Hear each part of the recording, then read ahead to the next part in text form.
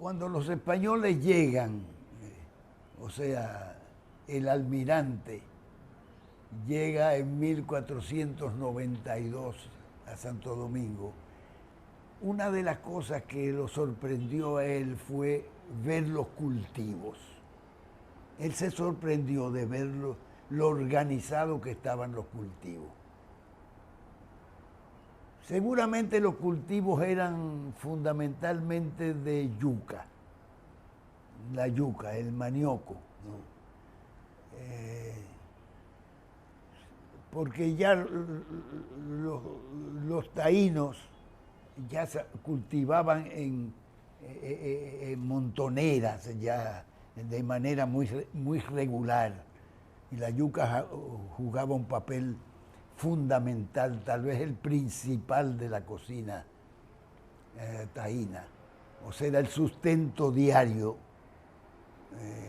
y al mismo tiempo estaba ligado a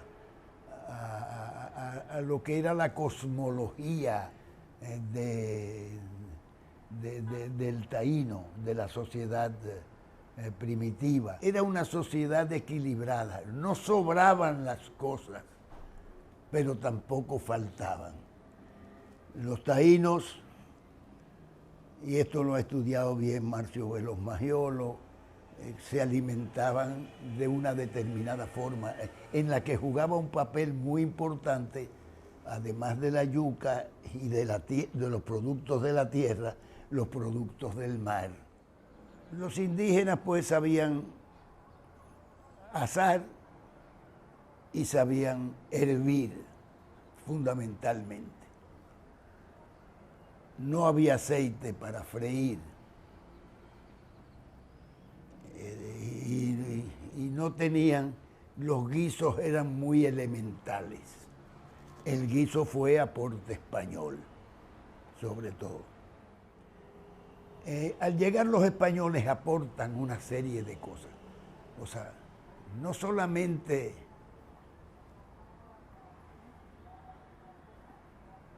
seguramente vinieron entre los 1.500, 1.200 hombres que llegaron, 1.200, 1.500, en fin.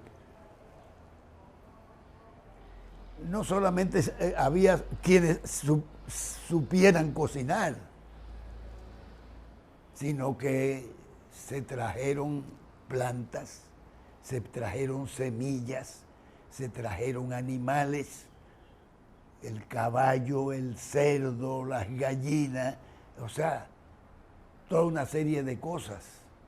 Y posiblemente llegó el plátano, porque el plátano existía en las Canarias, y de las Canarias trajo muchas cosas el almirante. En el interín, como iban y venían barcos, se traían cosas de España. Y además de los alimentos que se traían, se probaron los viñedos, por ejemplo. Hubo viñedos al inicio que prendieron.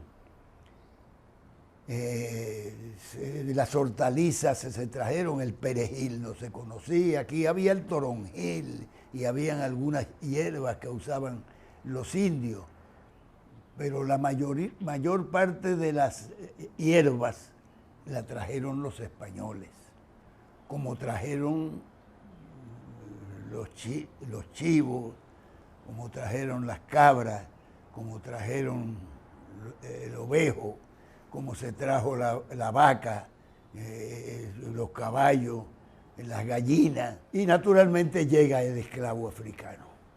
Por ejemplo, el africano ya freía plátano en África.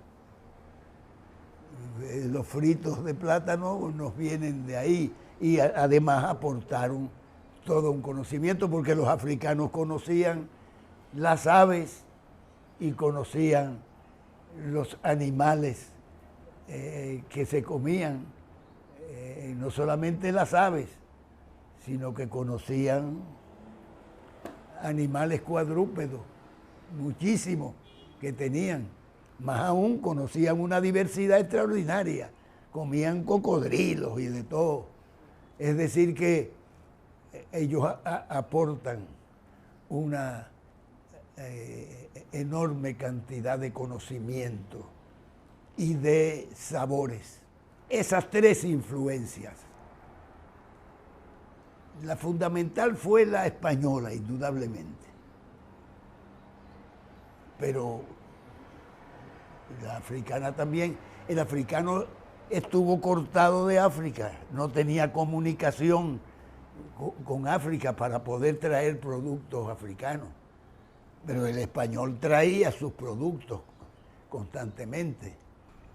Y la fabricación de quesos que comienza en Santo Domingo en el siglo XVI y tal vez antes, en el siglo XVI, a inicios del siglo XVI, la fabricación de ese queso blanco crema que nosotros utilizamos de manera permanente, que está en todos los supermercados, ese queso blanco se hacía permanentemente, no se hacían quesos curados, pero el queso de consumo inmediato sí lo sabían cortar la leche y eso, porque el español lo conocía.